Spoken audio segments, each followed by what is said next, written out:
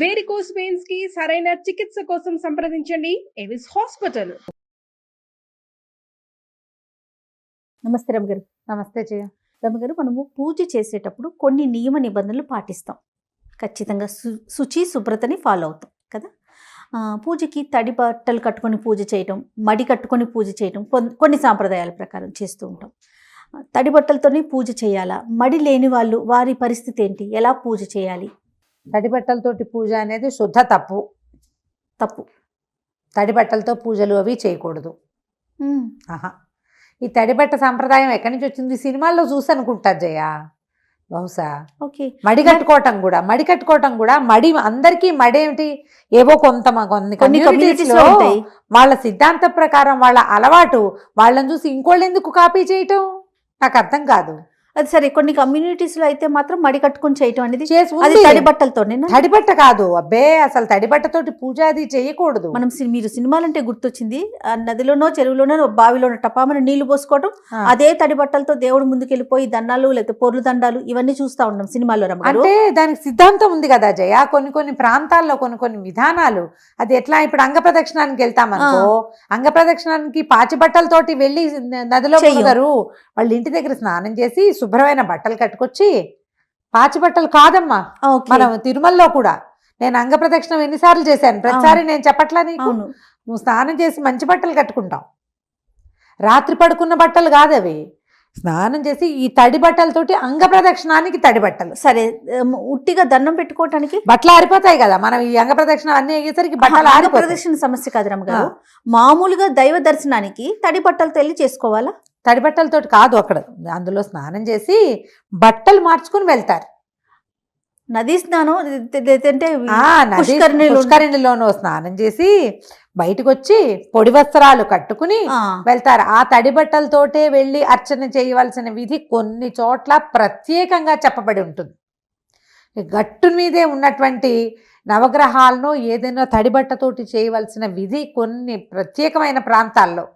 అంతేగాని మన ఇళ్లల్లోకి పనికి రాదు. సినిమాల్లో చూసింది మీరేం చూసుంటారు, నదిలో మునిగి స్నానం చేసి సూర్యుడికి అర్ఘ్యం ఇచ్చుకుని మంచినీళ్ళు పట్టుకెళ్తాం, తడి బట్టతోటి నీళ్లు పట్టుకెళ్తాం. తర్వాత పొడి బట్ట మార్చుకుని వంట చేసుకుని పూజ చేసుకుంటారు. ఓకే. అదే తడి బట్టలతోటి పూజ అది చెయ్యరు. అయితే రమ్మగారు, ఇప్పుడు ఈ రోజుల్లో మనం చూస్తే ఇళ్లలో ఎవరు చేస్తారు, సాధారణంగా మగవాళ్ళు స్నానం చేసి టవల్ కట్టుకొని అట్లానే దేవుడి దగ్గరికి వెళ్ళి ఆ తడి టవల్తో, ఒంటి మీద కట్టుకున్న టవల్తో దేవుడి దగ్గరికి వెళ్ళి ఒక దండం పెట్టడము, లేకపోతే అగరబత్తులు వెలిగించటము అలాంటివి చేస్తూ ఉంటారు కదా. మరి అది కరెక్టేనా? అది కరెక్ట్ కాదు జయ, కరెక్ట్ కాదు. తడిబట్టతోటి చేసే పూజ దీపారాధన అవి పనికిరావు. ఆ తడి బట్టలతోటి శ్రార్థకర్మల్లో చేస్తారు. తడి బట్టలతోటి దీపం పెట్టడము అవన్నీ అప్పుడు చేసేవి. మనం అట్లా చేయకూడదు. ఆడవాళ్ళు ఎవ్వరూ ఈ పనులు చెయ్యరు. కానీ మగవాళ్ళు ఏంటంటే మళ్ళీ ఇస్త్రీ బట్టలు వేసుకుంటారు, లేదా ఆఫీసులకు బయలుదేరుతారు కాబట్టి ఆ తడి టవల్ కట్టుకుని స్నానం చేస్తారు, బాత్రూమ్ పట్టుకెళ్తారు టవలు. కొంతమంది అయితే బట్టలు బయట విడిచి టవల్ కట్టుకుని వెళ్ళి ఆ టవల్ పక్కన పెట్టుకుని స్నానం చేసి మళ్ళీ ఆ టవలే కట్టుకొస్తారు బయట. అవును, కొంత ఇలాగే జరుగుతుంది చాలా చోట్ల. అయితే వీళ్ళు వచ్చిన తర్వాత ఆ తడి పొడిగా ఉన్న తువ్వాలతోటే దేవుడి దగ్గరికి వెళ్ళిపోయి దండం పెట్టేసుకుంటారు. అవును. దీపారాధన కూడా చేస్తారు కొంతమంది. భార్యలు సిద్ధం చేసి పెడితే దీపం వెలిగించుకుని, దీపం శ్రద్ధ పాపం ఆసక్తి, నేను కాదని అనలేను. కానీ ఈ తడి బట్టతో చేసేది అంత మంచిది కాదు.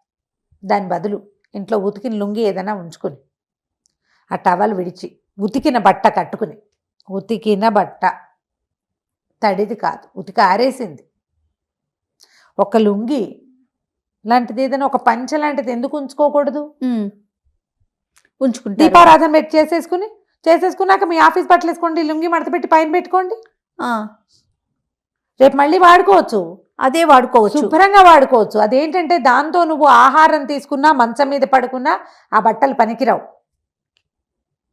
ఆహార స్వీకారం చెయ్యొద్దు. ఆఫీస్ బట్టలు వేసుకుని తినండి టిఫిను. ఓకే. లేదా లుంగి ఉంచుకోండి సాయంత్రం వచ్చాక కట్టుకోవటానికి. ఉతికిన బట్ట ఎప్పుడు కూడా ఉతికిన బట్టలు కట్టుకుని చేసుకుంటే చాలా మంచిది. ఇప్పుడు ఈ మడైనా జయ, ఆ మడి మీద మీకు 2-3 విషయాలు చెప్తాను.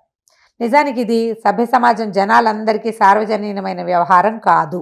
ఫస్ట్ అందరికీ అవసరం లేదు. దీక్షా వస్త్రాలు ఉంచుకోవటం కానీ, తర్వాత మడి బట్ట ఉంచుకోవటం కానీ, బట్ట ఆరేసుకుని ఫ్రెష్ బట్టలు కట్టుకోవటం కానీ ఖచ్చితంగా కొన్ని కమ్యూనిటీస్ వాళ్ళు పురాతన కాలం నుంచి వాళ్ళ ఇళ్లలో అలవాటుగా చేస్తారు. అవును. నీకు అలవాట్లేదు, నేను నీకు చెప్పా, నువ్వు చెయ్యాలంటే నీకు ఎంత భయం వేస్తుంది జయ, తప్పు, పనికిరాదు, అలా కాదేమో, ఇలా కాదేమో, అది చేస్తే అదవుతుందేమో, ఇది చేస్తే ఇదవుతుందేమో, ఏదో బాధపడతావు. అవును. ఈ దీక్షా వస్త్రాలు అవన్నీ ఎవరికి? దీక్ష ఉన్నవాడికి. నువ్వు వారం వారం నాన్ వెజ్ వండుకుని తింటావో, అప్పుడప్పుడు పూజ చేసుకునే నీకు దీక్ష ఎందుకు? నువ్వు హాయిగా నీ విధానాన్ని నువ్వు పాటించవచ్చు కదా. నేను తప్పంటల్లా, నాన్ వెజ్ వండుకు తింటాను తప్పని నేను అన్ను, నువ్వు వారానికి ఒకసారి పూజ చేసుకోవటము తప్పని నేను అన్ను. అవన్నీ నీ పద్ధతులు, నీవే పాటించవచ్చు. నువ్వు ఎవరివో ఎందుకు పాటించాలి అసలు?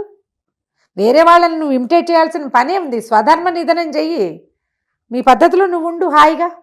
అదేదో బాగుందని అది తీసుకోవాలంటే అవన్నీ నేర్చుకోవాలి నువ్వు. ఆ ఒకటి తీసుకుంటానంటే కుదరదు. వేషం వేసి అది అంత మొత్తం తెలుసుంటా. వేషం ఎందుకు వేస్తావు? నువ్వు హాయిగా ఉండు, నీ దారిని నువ్వు, నీ పద్ధతి ప్రకారం ఉండు. నీకేది నచ్చిందో అది చేసుకో. వాళ్ళు ఎవరితో చూసి కాపీ చేయబోక వేస్ట్గా ఆ పనులు, తండగ పనులు. ఎందుకు వచ్చిన పని నీకు? దాని తాలూకు నియమం తెలీదు, నిష్ట తెలీదు, ఎలా చేయాలో తెలీదు. ఏదో ఒకటి అర్థమవుతుంది, ఆ ఒకటి చెయ్యాలనిపిస్తుంది. సాకల్యంగా తెలుసుకుని చెయ్యి. పోనీ సాకల్యంగా తెలుసుకోవటాలు కుదరవు, ఎందుకంటే అసలు ఆ పద్ధతులు పోయినాయి. ఇప్పుడు పద్ధతులే పోయినాయి. దాన్ని ఎట్లా చేసుకోవాలి? పొద్దున్న ఈ స్నానానికి వెళ్ళేటప్పుడే చీర పిండి ఆరేసుకునేవాళ్ళు. అప్పటికప్పుడు ఉతికి ఆరేసుకుని వెళ్ళి స్నానం చేసి వచ్చి తడిబట్టతోటి చేయగలిగే పనులు కొన్ని ఉంటాయి. ఈ పొయ్యలు, కోటాలు అలాంటివి చేసేవాళ్ళు. కొన్ని పనులు మిగిలిన సవరించుకోవటాలు చేసేసరికల్లా ఆ చీర 90% ఆరిపోయింది. ఒంటి పొరన ఆరేసేవాళ్ళు. ఈ చీరలు కట్టుకోవటం, లేదా మగవాళ్ళ ధవతలు కట్టుకోవటానికి కానీ లోపల ఇన్నర్ వేర్ అవసరం లేదు. చీర మూడేసి గోచిపోసి కట్టుకుంటారు. లేదా ఒంటి కట్టు మనలాగా కుర్చీళ్ళు పెట్టుకుని మామూలుగా కట్టుకున్నా కూడా పెట్టికోట్ లేకుండా నడువుకు ఒక పక్కన మూడేసుకుని కుర్చీ పెట్టుకుని కట్టుకునేవాళ్ళు. ఇదివరకు పెట్టికోట్ల అవసరాలు మగవాళ్ళకి లేవు, ఆడవాళ్ళకి లేవు. మగవాళ్ళకి గోచీలు ఉండేవి, ఆడవాళ్ళు చీరే గోచిగా పెట్టుకునేవాళ్ళు. అది కట్టుకుని బ్లౌజ్ కూడా ఆరేసుకునేవాళ్ళు, రవికలు ఆరేసుకునేవాళ్ళు. మనకు మళ్ళీ క్రాస్ బెల్ట్లా ఏమైనా జయ సింగిల్ కుట్టు మీద ఉండేవి. మా మదర్ కూడా అవే వేసుకునేవారు. రవిక ముడేసుకునేది. దాన్ని జాడి చేరేస్తే అది ఎండగా ఆరిపోతుంది. 90% పూర్తిగా ప్యూర్ కాటన్ వాడేవారు. ప్యూర్ కాటన్ బట్ట కట్టుకుంటే అప్పుడు నువ్వు దేవతార్చనకి దేవుడికి సరిపడా అవి ఇవి తయారు చేసుకోవడం, సిద్ధం చేసుకోవడానికి సరిపోయేది. అప్పటికప్పుడు ఉతికి ఆరేసిన బట్ట చాలా శ్రేష్టం, మంచిది. లేదా పట్టుబట్ట. మా అమ్మ ఏం చేసేవారంటే, మా ఇంట్లో చేసేది చెప్తా. ఇప్పుడు మా ఇల్లు ఎందుకు చెప్పాల్సి వచ్చిందంటే మా సిస్టమ్ ఇది కాబట్టి, నాకు తెలుసు కాబట్టి. అదేలే, మాకు పడవటి ఇంట్లో పైన ఇట్లా కర్రలు కట్టి ఉండేవి. 2 ఇవి ఉండేవి, 2 కర్రలు, వాసాలు, పెద్ద వాసం పొడుగాటిది. చీర పిండి ఆరేసుకుని మా అమ్మ మడితో ఉండగానే చీరని ఇట్లా పైకి ఎగరేసి ఆరేసేవాళ్ళు. చీర ఆరేయటం వచ్చా అనేది ఒక పెద్ద ప్రక్రియ. దాన్ని ఆ పైనేసి ఒక కర్రతోటి ఇట్లా కొసపట్టుకుని లాగేవారు. ఈ చీర ఆరేసుకునే కర్ర కూడా ఒకటి ఉండేది మా ఇంట్లో, పడవటింటి తలుపు పక్కన. కర్రే వాడేవారు. ఆ కర్రే, వేరే ఏ కర్రలు కుదరవు. వేరే బయట ఎక్కడ ఆరేసినా రేపటికి పనికిరాదు. అది ఎవ్వరూ ముట్టుకోకుండా పైన ఉండేది. మర్నాడు పొద్దున తడిబట్ట విప్పి ఇది కట్టేసుకునేది మా అమ్మ వెంటనే. ఇవాళకి చీర రేపటికి చీర ఇవాళ ఆరేసుకునేవాళ్ళు. ఇళ్లలోనే ఆ రకమైన ఏర్పాట్లు ఉండేవి. పైన ఉండేది తీగ్గాదు, వాసమే ఉండేది కర్ర, బట్టలు ఆరేసుకునే కర్ర. దాని పేరే దండెం, కర్ర 2. అది దండెం, ఇది కర్ర. ఓకే. ఇప్పుడు ఇలాంటి సిస్టమ్ పురాతన కాలంలో. ఇప్పుడు మా ఇంట్లోనూ లేదు. పట్టు చీర మడే మా విజయకాయ ఆరేసుకుంటుంది. ఒక్కొక్కళ్ళు ఉంచుకున్నారు. ఇంకా ఎవరి పద్ధతులు వాళ్ళవి కదా. ఇప్పుడు ఈ పందా మనం చేయలేకపోతాం. పట్టు చీర అట్ట పెట్టుకోవటం, ఒకటి ఉతికి ఆరేసి పక్కన పెట్టుకుని అది కట్టుకోవటం, ఆ సమయానికి వాడుకోవటం, తర్వాత లేదు. ఇంకా అందులో పెట్టికోట్స్ వేసుకోవటాలు అవి మడికి పనికిరావు. ఇప్పుడు ఆ మడి ఈ మడి కలపలేం కదా అస్సలు. ఎందుకు వచ్చింది? ఎవరికి ఉందో వాళ్ళు చేస్తారు. మీరు శుభ్రంగా ఉతికిన బట్టలు కట్టుకోండి. వాడేసినవి, విప్పినవి, తర్వాత ఏమో ఒకసారి కట్టి విడిచినవి కాకుండా ఫ్రెష్గా ఉతికి ఆరేసిన బట్టలు చక్కగా దండమించి తీసుకుని కట్టుకుని, శుభ్రమైన బట్టలు కట్టుకుని, ఒంటి నిండా బట్టలు ఉండాలి. పూజ చేసుకునేటప్పుడు అరకొర వస్త్రాలతోటి పూజ చేసుకోవద్దు. దీపారాధన చేయపోకండి. పద్ధతులు మంచివి కాదు. ఇప్పుడు దానివల్ల దేవుడు వచ్చి చూస్తాడు, అలాంటి ప్రశ్నలు వేయకూడదు. వాళ్ళకి తెలుస్తుందని. మరి తెలియనప్పుడు నువ్వు అసలు దీపం పెట్టడం ఎందుకు? కరెక్ట్ చెప్పావు. వాళ్ళకి ఏం తెలియపోతే నువ్వు దీపం పెట్టడం ఎందుకు, నైవేద్యం ఎందుకు? అవును, చూడ్డు దేవుడు, నువ్వు చూస్తావు కదా, నీకు తెలుసు కదా.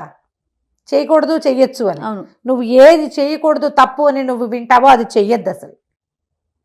నీలో ఒక ఆత్మారాముడు ఒకడున్నాడు కదా, అవును. వాడికి తెలుసు కదా సమస్తం. నువ్వెవరిని మోసం చేస్తావు, నిన్ను నువ్వు చేసుకోలేకపోతావు కదా. అందుకని అనవసరమైన ఆలోచనలు చేయబోకండి. తడి బట్టలతోటి పూజా విధానాలు వద్దు, పనికిరావు. మడిబట్ట ఉంచుకునే అలవాటు ఉన్న వాళ్ళు వాళ్ళ పద్ధతి ప్రకారం వాళ్ళు చేసుకుంటారు. మీకు అలవాటు లేకపోతే అది నేర్చుకుందామని చూడబోకండి. శుభ్రంగా ఉతికిన ఎవరి బట్టలు, పద్ధతిని వాళ్ళు ఫాలో మీ పద్ధతిని మీరు పాటించండి. ఉతికిన బట్టలు అంటే ఐరన్ చేసినవి కానీ రోలింగ్ నుంచి వచ్చినవి కానీ పనికిరావు. ఉతికిన బట్టలు అంతే. శుభ్రంగా ఉతికిన కాటన్ చీరలు అట్టు పెట్టుకోవచ్చు కదా, ఉమ్. ఓ చీర బ్లౌజ్ పెట్టుకోవటం అటు పెట్టుకోవటము. అయినా ఉంటాయి ఉతికి రోజువారీ ఉతుక్కోమజాయి అవునండి, బట్టలు అవునండి, అవును, ఉంటాయి. ఉతుకుంటాం కదా. కాస్త శ్రద్ధ వహిస్తే సరిపోతుంది. ఇప్పుడు ఫలానా అది కట్టుకోవచ్చా కట్టుకోకూడదా అంటే ఎట్లా చెప్తాం? మీ మీ ఇళ్లలో మీ మీ పద్ధతులు. ఉతికి శుభ్రత అనేది పాటించండి. బట్టల విధానం, ఒంటి నిండా బట్టలు ఉండాలనే విధానం ఒకటి చెప్పుకుంటున్నాం కదా. అవును. మిగిలిన విధానాలు మీవే. ఇప్పుడు నాతో అవుననిపించుకోవాలి, ఇంకోటితో కాదనిపించుకోవాలి, ఆలోచించద్దు. మనం సరైన పని చేస్తున్నామా లేదా అనేది మీకు మీరు సమాధానం చెప్పుకుని కావాల్సినట్టు చేసుకోండి అంతే. రైట్. నమస్తే రమ్మగారు. సుమన్ టీవీలో మీ పర్సనల్ అండ్ బిజినెస్ ప్రమోషన్స్ కోసం కింది నెంబర్కి కాంటాక్ట్ చేయండి.